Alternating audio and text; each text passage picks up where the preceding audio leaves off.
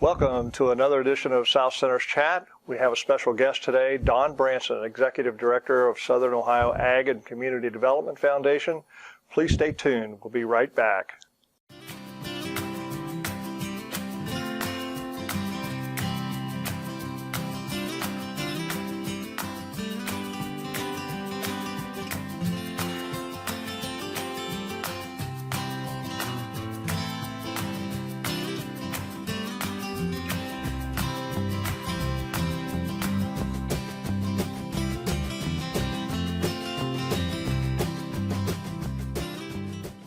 Welcome again to South Center's Chat. My name is Tom Worley. I serve as the director of Ohio State University and the College of Food, Agriculture, and Environmental Sciences South Centers at Piketon, Ohio. And we're really pleased today for a chat with Don Branson, the executive director over at Hillsboro, Ohio, is the headquarters for the Southern Ohio Agricultural and Community Development Foundation, SOACDF by its initials, or locally among farmers, the Clientele Tobacco Foundation. Tobacco Foundation. Welcome, Don, so much. Go ahead and share a little bit. Don, I'll just get ahead of the game a little bit and say that Don is the director, the only director, and is over 20 years in his position with the foundation. But Don had an agricultural career and a background prior to that 20 years that maybe you want to start a little bit there and then kind of build into your work with the foundation, Don. Okay, Tom, thank you very much. Appreciate the opportunity to be here today. I have a long career, probably close to 47 years in the ag industry in the state of Ohio. Was fortunate enough to go to the Ohio State University, get my bachelor's and master's degree in ag economics. After I got out of school, I was hired by one of the local dairy co-ops, and long story short, I started as a field rep in 1975. Wow. And ended up as chief operating officer over 13 states. So I truly experienced the American dream of what's possible for a kid from the coal fields of southern West Virginia. And feel very fortunate. And the dairy industry always has a special place in my heart and those folks. And then we moved back to southern Ohio in the late 90s, had an opportunity, heard about this foundation that was being established, and the guy that mentioned it to me, I said, I know absolutely nothing about tobacco. He said, no, but you know farmers. And I said, I can work with that. And so the interview processes went on, and I was honored and fortunate to be chosen as executive director and have held that position from the beginning till today. And we'll talk a little bit more in a minute about the status of funding and the sunsetting of the foundation, but it's been a remarkable journey, and you think where in the world has the last 20 years gone? But that's kind of life. It sneaks up on us and it gets by, but a lot of positive things, and we'll chat about those in a minute, but a lot of great accomplishments from the foundation perspective that we're very proud of. Absolutely. Well, you know, you just enlightened me. I knew you had a long career with the marketing co-op, the dairy industry, but I didn't realize it spanned 27 years prior to this last 20 or so, Don. But you certainly related that really well, that you were started out as a field rep. That meant you went out and met face-to-face, on the farms with the dairy farmers and kind of knew their problems and helped them through the difficulties and the good times as well, and really got to know what a challenge it can be, but also how rewarding it can be to work with farmers. Exactly, and it's just amazing how hard farmers in general work. The dairy farmers that get up in the middle of the night and milk cows and then do their field work all day and then come home and milk cows in the evening and start it over again. And I don't know how to explain it, but just related to those folks. And to me, there's nothing like being out early in the morning and when the dew is on and the smell's coming from a dairy barn or a dairy parlor, cows are being milked. And I had done that at Ohio State. I worked at the Waterman Farm for probably 4 of the 5 years I was up there. Okay. And All right. got up at 4:30 in the morning to milk cows before you went to class at 8 o'clock. And a lot of my roommates were just coming in from the night before when I was going to work. So I've been an early riser for a lot of years, but great experiences, great people, and just a tremendous opportunity that Ohio State provided for me by being able to do that. Well, Don, I certainly, as a studied agricultural economics, the same discipline that you studied in, and your story kind of feels really natural to me. That it's never know what you're going to do as an agricultural economist. That can go in so many different directions, and certainly it's led you down some really good paths as a career, and a developing career. It sounds like that really probably couldn't have been planned any better, and the things have fit. So just to come back, though, to a little bit, you were talking a little bit about the creation of the foundation, and can you kind of say, well, what was the source, what happened that brought about the foundation? And our viewers might be interested in that. Well, it really started in the late 90s, and ultimately it resulted in settlements, legal settlements between the state's attorneys general and the 4 major tobacco companies at that time.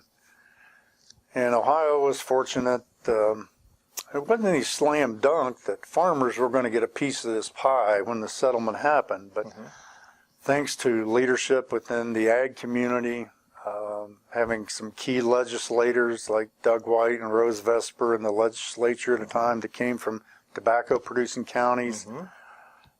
Ohio Farm Bureau Federation was really in and on board with that.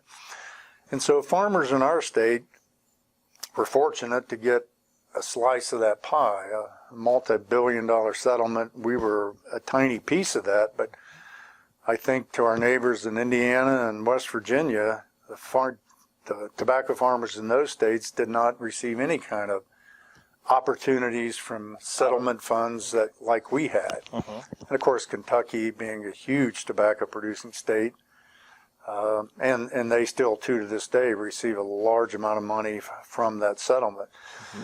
But the settlement occurred, the legislature decided how they were going to invest those monies, and we're talking potentially billions of dollars. Over a number of years. Over 25 or more years. And we received some funding and literally started with a blank canvas. There wasn't anything like this before, so the board got appointed by the governor, and they set about establishing, their parameters and guidelines as an organization. They went about hiring a director. Again, I was most fortunate to be named that person. And that would have been early 2001 when I came on board. So we thought, okay, we got this little pot of money, even though it was about $30 million. That's a lot of money to me. Sure.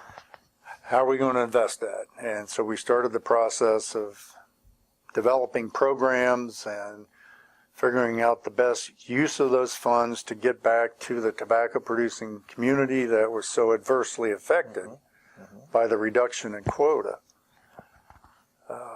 Those early years, we started with very simple things: fencing programs, lime application to improve pasture or crop fields, genetics programs to increase the quality of animals on and in beef herds.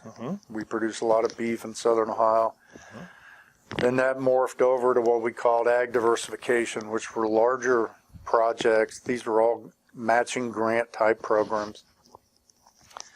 And under the diversification program, I mean, it could be anything if you were approved, from getting a bigger, more efficient tractor or combine planter, building a new building, people put in shrimp ponds, put up greenhouses, quite a varied list of things. And so, as the name implied, to help tobacco producers that had lost those monies to diversify into other sources of income, Right. and help them through that and to gain efficiencies on their farms that would replace those losses. Right. All of those programs continued to develop and morph each year as we went and got further into it. The ag diversification eventually became the ag development program, and then the spinoff from that was a young farmer program specifically designed for those younger folks between 20 and 35, to give them a helping hand to get started in farming, which is, as you know, a high capital investment business. Certainly. Yeah. So the ag program was our flagstone program, and probably 60% of all the funds that we've invested have gone to the ag community side of that. And talking about that, to date, that's about $100 million that we've invested. So roughly 60 million of that went to the ag community. And again, matching dollars. Then we had an economic development program to work with companies and businesses in Southern Ohio to help them create jobs, as those communities were affected as well by the loss of tobacco revenue and people spending money locally. So we developed that, again, a cost share program for companies. Per job they created, they would get assistance, and again, equipment, buildings, fixed asset type things. And then a program that I'm really proud of is our educational program, scholarship program, for lack of a better term. These were not matching grants. These were awards, competitively awarded to students attending colleges anywhere in this country. But they had to be from the 22 counties that we served in Southern Ohio. Oh, that's a good point. We didn't get that said, but I'm glad you pointed out there was a designated area. Absolutely. And there had to be tobacco base in those counties. Is You that the way had to be those 22 a quota owner or a grower or a tenant farmer in one of those counties that the Farm Service Agency would be able to certify your eligibility for our program. So they were a tremendous partner in those early years to help us get that group verified. And that was the whole purpose of the legislature directing this money into the foundation, was to try to reach that target, if you will. Yes. That it wasn't for all farmers. In those counties even, you had to qualify by having had this so-called tobacco base. And we can't cover all the history of government programs in agriculture, but that did stretch back into the 1930s, would that be right, in terms of a tobacco program? I'm not sure when it started, but it was a long program, and it ended, and then tobacco, like many other crops, then it was a supply and demand issue and a contractual arrangement between the farmer and tobacco companies. Right, which to this day, the forces of economics have pushed it that way, where what used to be spread across thousands of different farms and farmers very few providing left. Cash income. Tobacco was a cash crop, a high labor component, but it was rewarded at the end of the day every year with and the it's sale. Something that somebody that had a few acres or very hilly acres that you couldn't grow any reasonable amount of grain crops on, or hay crops, you could raise a patch of tobacco, and that helped pay a lot of farm payments or help put some kids through school. And 1 or 2 acres wasn't uncommon. But like you say, it was significant income. There were thousands of those people, and it was significant income to that particular farm operation. That's the motivation behind this program, is to say, look, they're going to be unduly impacted. It's not like taking off a percentage of 2 of your family income. This was a very significant depletion of their source of income. So to try to drive home that point, when tobacco quotas were cut about 50%, that's like if you and I took our salary and all of a sudden the next day 50% of that income disappeared and you had no clue, no idea how or where that replacement dollars were coming from, that's pretty scary. Absolutely. And it did force a lot of people out of the business, and a lot of people had some very difficult times adjusting to those changes. But like the trend in ag, fewer producers but bigger producers, no different with tobacco. Yeah. And, even to extend that, there was the direct kind of a program that went right back into the farm, into the different enterprises that you've described, whether that be into the beef herd to improve the genetics and the efficiencies and the profitability in the beef herd, or whether it's better fences that, you could rotate your pastures better, get more cows on an acre. Those sorts of things, or the lime, which would improve the productivity. Very direct, but the longer term view gets into these other programs you talk about in terms of trying to develop the local economy. That's that economic development, create some jobs and help anchor some of the businesses and some of the opportunities for off-farm employment, which has always been a big part of the whole combination of things that sustain people in agriculture. Still a big source of family income is off-farm income. So that's very logical that you would have gone in that direction as well. But as we had those programs from year to year, I started talking a little bit about the educational scholarship program, and coincidentally, just coming up here a little while ago, ran into a young lady, Kathleen Kuhn, across the hall. Here at South Centers now, was one of our educational excellence scholarship winners. At one, for most of the time, that was $7,500 in That's a a big school scholarship. year. The last one we had, the final one, was $10,000. So back to that divvying up of that $100 million, about $60 million went into ag. About $23 million of it went to economic development efforts, and over $17 million went into educational opportunities and scholarships for students in the Appalachian area.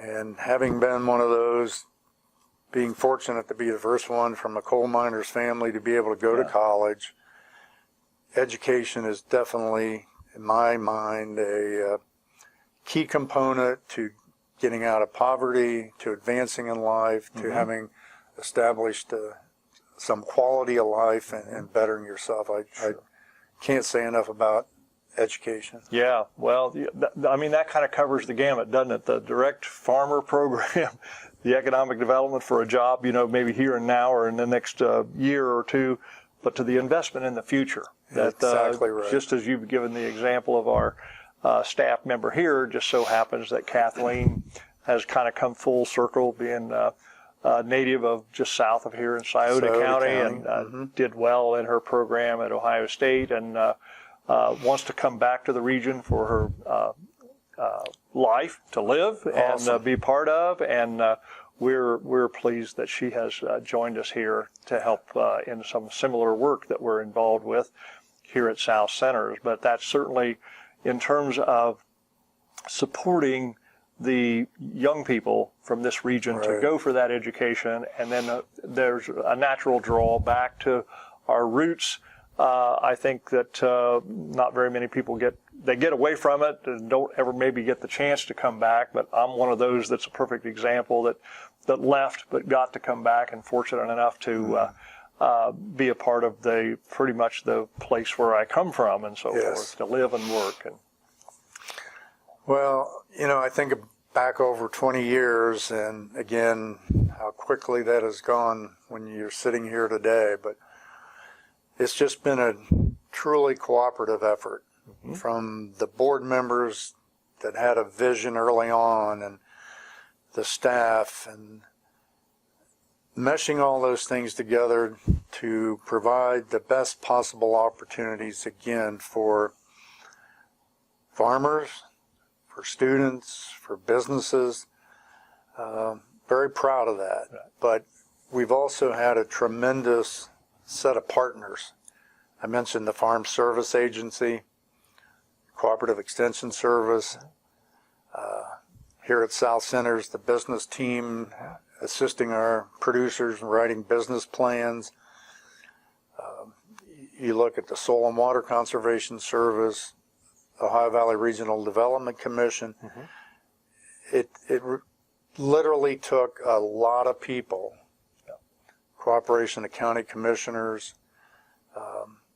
to help this program flourish like it has. And I'm truly appreciative of that, because for the most part, they didn't directly benefit, but indirectly we all benefited. Sure.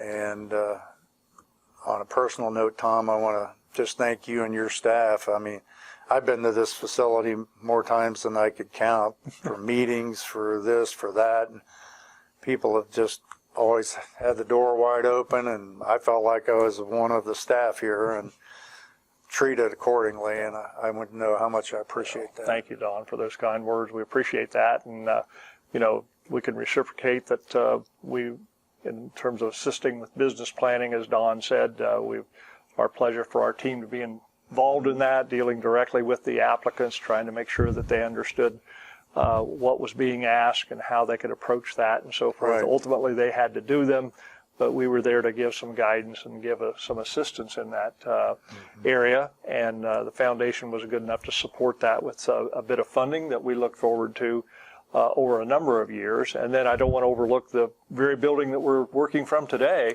that there was an investment made kind of on the community development side, the economic development, when we were thinking about this building as a engine for economic development, a small startup business, incubating those businesses into something that would generate jobs, that the foundation did step up with significant investment in this facility. It's funny you mentioned that. I'm retiring here in the next week or so, as the foundation is sunsetting and our funds have pretty much been exhausted, but I was cleaning out some stuff and I came across one of the publications from South Center, and there was a picture of Steve Shepard at the time and myself standing right here where the ground was being leveled and graded. Okay. Would that have been about 05? That sounds right. Somewhere in that 04, 05, somewhere in that ballpark. But it's great to see what has come of this place and the tremendous benefit that it provides to the region. Well, we've been a benefactor of it in that way, as well as being involved in the programs. And, you know, I know you've provided the recognition lunches for the scholarship winners, and their parents have been held here. Those have been a really delight to get invited to be a part of those, and how much gratitude is shown to the foundation as a result of that. And it's one of those things that you pay forward, you don't necessarily get to stay around and see a person's career as a result, but you can bet that there's going to be a lot of good things, and people will look back with memories of that. So, Don, you mentioned the foundation, the funding was kind of set and finite, and Correct. yet it did a lot of good in the 20 years, but we see it coming toward the closure here through the summer and into the fall, I think is the plan. That's correct. Yeah, it was never meant to be here forever, but our funding did get cut short, like all the other boards and commissions that received master settlement agreement funding back, oh my goodness, 2006 to 8, in that ballpark, when the state had major budget issues, and the income stream from the MSA was diverted, so we had to change pretty quickly how we did business. Thankfully, we had made some investments with some of that money early on that proved to be very sound. And yeah, the actual projection, Tom, was 10 to 12 years for our life, the foundation's life. And having made that meaningful for over 20 years, again, hats off to our board and staff for that accomplishment. Absolutely. But yeah, the funds are winding down, and we've got a few grants still in process, and they're coming due here by the end of June or early after that. In time we take care of our obligations and kind of administratively close up shop, it'll be time to move on. But Well, it's been good. Yeah. Well, Good. Don, I don't want to put you too hard on the spot, but you've got some definite plans yourself on the personal side that Yeah, I do. You're looking forward to here in a few days, I think. We're making a real life change, having spent 61 of my 69 years in southern Ohio or around Ohio. My wife Chris and I have bought a place down in Beaufort, South Carolina. So we're going from the hill country to the low country. Try something new, something different. And we've been blessed and had good health, and both had great careers. She in education for 44 years at various numerous jobs, but don't want to live that wishing we had done this or done that. So we're going to strike out and try something entirely new and different. But the good Lord's been good to us, and we're looking forward to some That's great to new hear. adventures. That's great to hear. It's exciting to hear about your plans and the opportunity to have a whole nother experience. And I wish It's going to be different. wish you continued good health and a good place to live, and lots of new friends and old ones showing up from time to time, I'm sure. And, Absolutely. so Don, I know we're just in the final minutes. Whether you have a reflection or two about the work that you've been involved with and the future here in Southern Ohio, why that might be a way to wrap things up. Well, it's truly been a labor of love. And again, when I say we, that's inclusive of all those people I talked about before, making it possible. Right place, right time, taking advantage of the opportunities that we're given, doing things as an organization that we can be proud of. I think the footprint will be around for many years to come. We can look back and think very fondly and very proudly of the accomplishments.